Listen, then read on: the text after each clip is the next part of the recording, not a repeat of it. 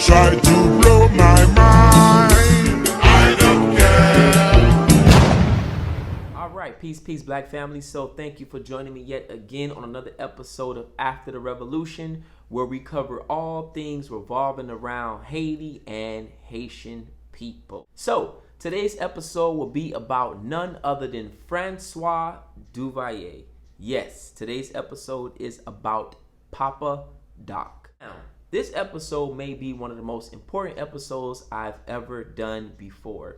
And the reason why I say that is because there is a lot of propaganda revolved around the Duvalier family, specifically the name of Papa Doc. Now, I'm not going to sit here and say that Francois Duvalier was an angel, he was a saint. I'm not going to sit here and say that. But when it comes down to Haitian historical figures of the modern time, the modern era, I would have to say he is one of my most favorite, and he should be studied.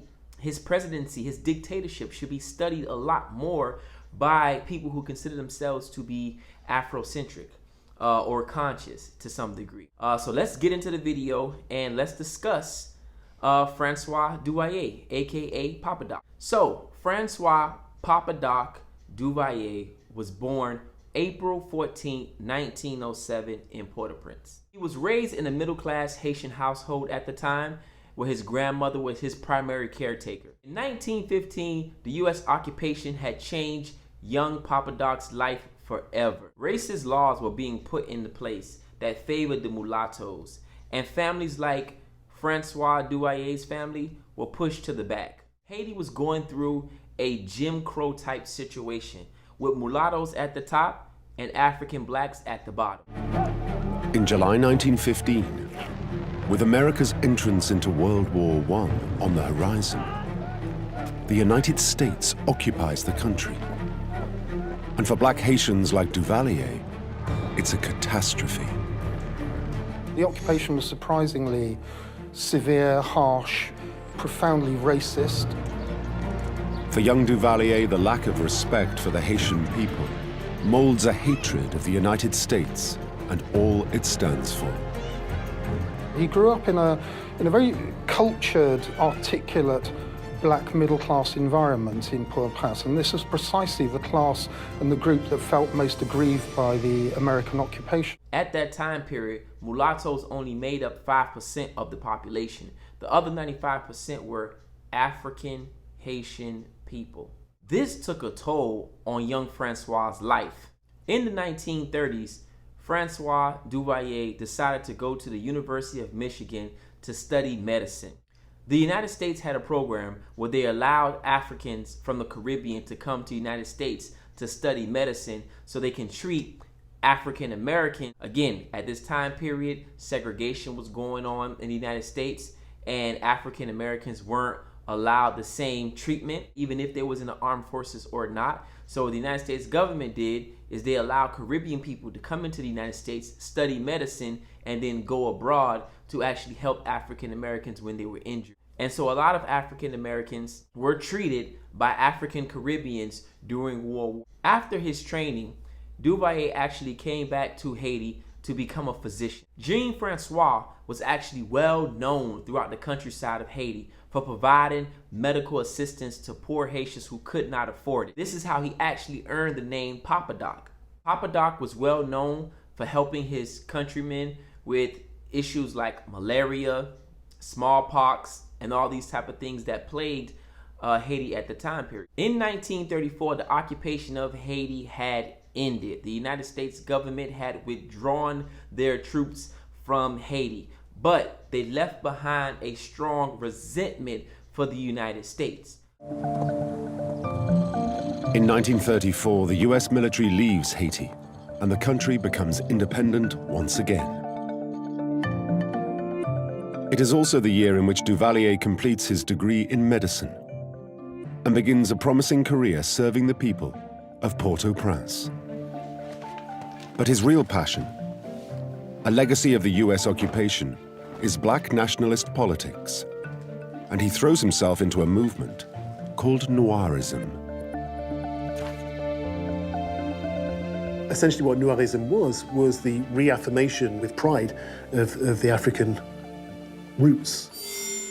Papa Doc got involved in what is called the Negritude Movement. Through this movement, he was able to move into politics. And in 1957, he beat out a mulatto candidate to become the president of Haiti. He began to make voodoo the national religion again.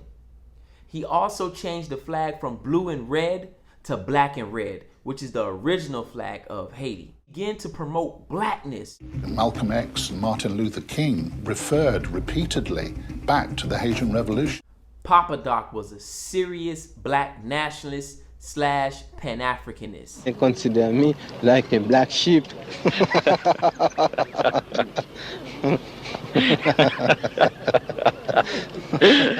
Now, why do they do this, Mr. President?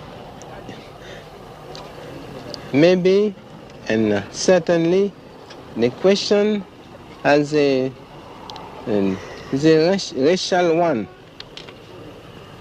You have to consider the racial aspect. Maybe as a leader, because I'm a strong leader here in the Western Hemisphere, maybe they consider me as a bad example for the 25 million Negroes living in the States. Maybe. I don't know. This was a problem for the mulatto class of Haiti. Being the fact that the mulattoes were beginning to lose power and Papa Doc was beginning to gain power in Haiti, this made him create a bunch of enemies. One person being a prominent enemy was Joe Gutis, who was a famous soccer player who scored a goal in the 1950 World Cup for the United States to beat England 1-0. His family was a mulatto elite family who didn't like Papa Doc's regime. And so his brother wanted to overthrow Papa Doc. It is said that Joe Gutis was actually killed on Papa Doc's command. I think people truly underestimate the fact that Francois Papa Doc Duvalier was the last strong, unapologetically African leader of a nation in the Western Hemisphere. Not only was Papa Doc a Pan-Africanist and actually wrote a book about Martin Luther King when he was assassinated. Right here, I actually have one of the rare copies of the book that Papa Doc wrote for Martin Luther King, as you can see right here. And the title of the book is A Tribute to the Martyred Leader of Nonviolence, Reverend Dr. Martin Luther King Jr. And this is a very rare copy written in 1968. Not only did he admire and respect and promote Pan-Africanism and Black Americans and Haitians connecting, he also wrote a book, and he also told the wife of Martin Luther King that if you ever need a place to reside, if you ever need a place to come home to say that this is your home, I will provide you home, shelter, and protection. A lot of people don't know that history. A lot of people do not know that Papa Doc extended his arms to the wife of Martin Luther King when Martin Luther King was assassinated and said, if you want to come to Haiti, I will protect you and I will provide shelter for you. A lot of people may not know that Papa Doc, again, is the only black leader of a nation in the Western Hemisphere that was able to blackmail the United States out of millions of dollars. Duvalier tells the Americans that he is staunchly anti-communist. But he might not always stay that way. He used it as a constant threat, hanging over the Americans to say, oh, well, you know, if you don't give me another sort of $50 million in aid, I might just have to look elsewhere, maybe east, you know, or maybe to our friends over the Windward Straits. Papa Doc's blackmail works. The United States sends millions in financial aid and a detachment of Marines to train his forces. With the country he hates now bolstering his regime, it seems that Duvalier is secure. If you ask any Haitian, they will tell you that during Papa Doc's regime, you can leave your door open and go to sleep at night peacefully. That was the most peaceful time in Haitian history. And therefore, after his regime, it is no longer peaceful. Now, depending on the Haitian that you ask on the right day, they might say that Duvalier was a murderous bastard, that he killed so many Haitians. And I would say to them, that is no different from the United States. And anybody that went against Papa Doc, he did what he needed to do, and that was eliminate any opponents. The same way the United States eliminates their opponents. Sometimes they eliminate their own people. So please don't come in my comment section telling me about he killed Haitians. And if you actually do your research, a lot of the times he would only kill the mulattoes and mulatto sympathizers. But a lot of people don't know that history. They don't understand that. And now I'm not saying right or wrong or whatever the case may be, but what I'm saying is, if you want to control your power, if you want to be in power, there is sacrifices that need to be made. And you can say that it's wrong when Papa Doc does it, but a lot of us turn our eyes to the left when the United States does it. Now, obviously, there are a lot of things I left out in this video about Duvalier or even the Duvalier regime. But I ask you to use this video as a template so that you can start your own research. I'm not here to give you every waking detail in every waking video, but just to kind of make you think a little bit. This is what this video is about.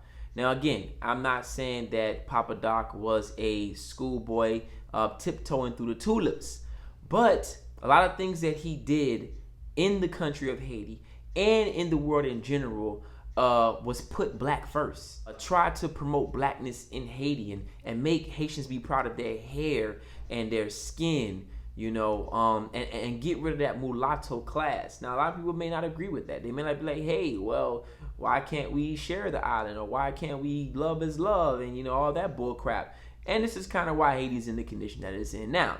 But that's another video for another time. The point I'm trying to make is there's a lot of great things that he did in the face of all the horrible things that he did. But I'd say it's hard to judge a man off of his actions and not his intent. I believe his intent was in the right place. His actions may have just took a different route.